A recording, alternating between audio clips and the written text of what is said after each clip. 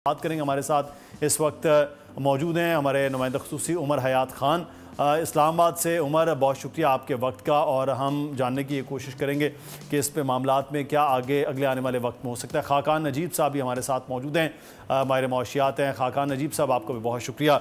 उमर, पहले आपसे ये जानेंगे, ये कुछ डाटा जो सामने आ रहा था, आप भी बता रहे थे 8.5 ट्रिलियन जो है वो डेट सर्विसेज हैं, और ये बढ़ गया है, मतलब बहुत ज़्यादा। और जो तखमीना हुकूमत ने शायद लगाया था वो 7.5 था, और अब ये जो कर्ज़ों पर शरह सूद है, इसके इजाफे का अब होगा क्या? मुदस्सिर, ये जो गवर्नमेंट ने जो एस्टीमेट्स लगाए थे इस रवां माली साल के बजट में, वो तकरीबन ये था कि जो 18% उस वक्त इंटरेस्ट रेट था शरह सूद, तो उस एस्टीमेट के मुताबिक गवर्नमेंट ने कर्ज़ों पर शरह सूद जो है उसके लिए 7,300 अरब रुपए मुख्तस किए थे। लेकिन चूँकि अब जो शरह सूद है वो 22% है, तो डेट सर्विसिंग में जो है ख़ास तौर पर इजाफा सामने आया है, और ये तकरीबन जो करंट फिस्कल ईयर है इसमें तकरीबन 8.5 ट्रिलियन यानी 8,500 अरब रुपए तक ये पहुँच सकता है। और ये तखमीना IMF की जानिब से लगाया गया है कि जिस तरह हम देख रहे हैं कि इंटरेस्ट रेट है उसी तरह जो है वो उसके एदादो शुमार है। लेकिन साथ ही साथ इस पे किस तरह से काबू पाया जाएगा उमर हयात, के लंबा चौड़ा ये खसारा भी सामने है? देखिए, इसमें यह है कि जो आपके अगर आप IMF प्रोग्राम के अंदर हैं तो इस खसारे से आप ऐसे निपट सकते हैं कि जो मल्टीलेटरल लेंडर्स हैं तो वो आपको आपका साथ नहीं छोड़ते। तो वो भी गाहे बगाहे जो है, जिस तरह IMF आपको हर रिव्यू के बाद हर 3 माह बाद जो है वो किस्त देगा, तो इसी तरह जो दूसरे जो लेंडर्स हैं इंटरनेशनल फाइनेंशियल इंस्टीट्यूशंस हैं, तो वो भी साथ साथ पाकिस्तान की इकॉनमी को इंजेक्ट करते रहेंगे। लेकिन जो सबसे बड़ा इशू है कि जब तक हम अपने ख़ुद जो इस्लाहात हैं वो नहीं करते तो उस वक्त तक हालात जो है वो ख़ास तौर पर मुआशी हालात हैं वो दुरुस्त समत में पर गामज़न नहीं हो सकते।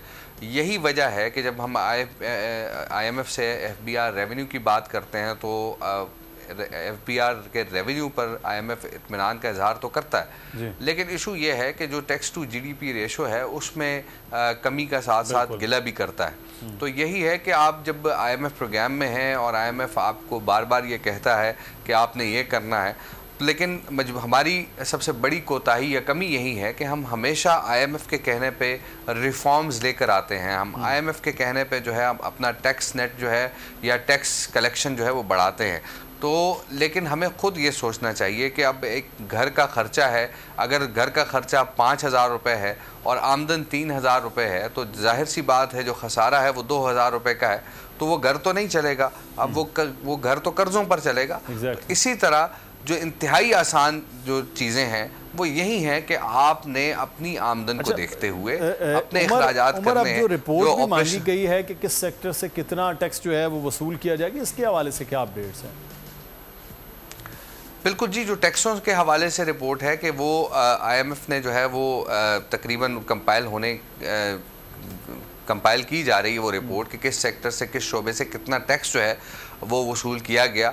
और लेकिन यह है कि जो बड़े फिगर्स हैं ख़ास तौर पर सेल्स टैक्स, इनकम टैक्स और कस्टम्स, तो कस्टम्स में के हवाले से ये बताया जा रहा है कि क्योंकि इंपोर्ट जो है वो कम हुई है और क्योंकि हमारा तिजारती खसारा भी जो है वो भी कम हुआ है, तो जाहिर सी बात है कि इंपोर्ट कम होने से ख़ास तौर पर कस्टम्स की मद में जो है वो टैक्सेस में कोई 260 अरब रुपए का करंट फिस्कल ईयर के अंदर जो है वो शॉर्टफॉल नज़र आ रहा है। तो लेकिन दूसरी साइड से अगर देखें तो इनकम टैक्स है, क्योंकि इनकम टैक्स रेट बढ़ा उससे टैक्स ज़्यादा कलेक्ट हो रहा है। सेल्स टैक्स जो है वो तकरीबन 17 से 18% किया गया, और जो लग्जरी आइटम्स हैं उनमें तकरीबन 17% से 25% किया गया जो इंपोर्टेड लग्जरी आइटम्स हैं।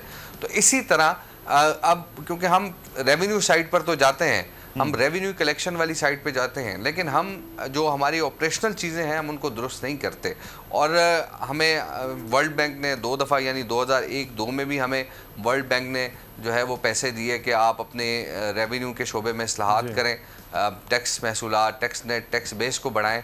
और अब भी हमें IMF ने जो है वो ख़ास तौर पर यानी टैक्स नेट को हम कैसे बढ़ा सकते हैं, तो ऑटोमेशन के लिए ख़ास तौर पर डिजिटलाइजेशन के लिए हमें पैसे दिए, वो भी 40 करोड़ के लगभग। तो इसी तरह ये चीज़ें हैं कि हम खुद इस्लाहात की तरफ नहीं जाते।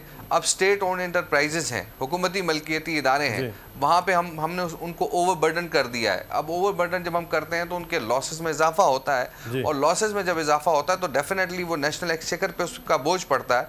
तो इसी तरह जो हमारा माली खसारा है जो इस साल स्टेट ओन इदारे जो हैं वो तो लॉसेस के मामले हैं, उनके बड़ा लंबा चौड़ा इशू है, उस पर हम यकीन तौर पर बात करेंगे कल के। उमर वो क्या क्या है और कितना कितना है उस पर है। बहुत शुक्रिया उमर हयात खान हमारे नुमाइंदा खुसूसी हमारे साथ मौजूद हैं।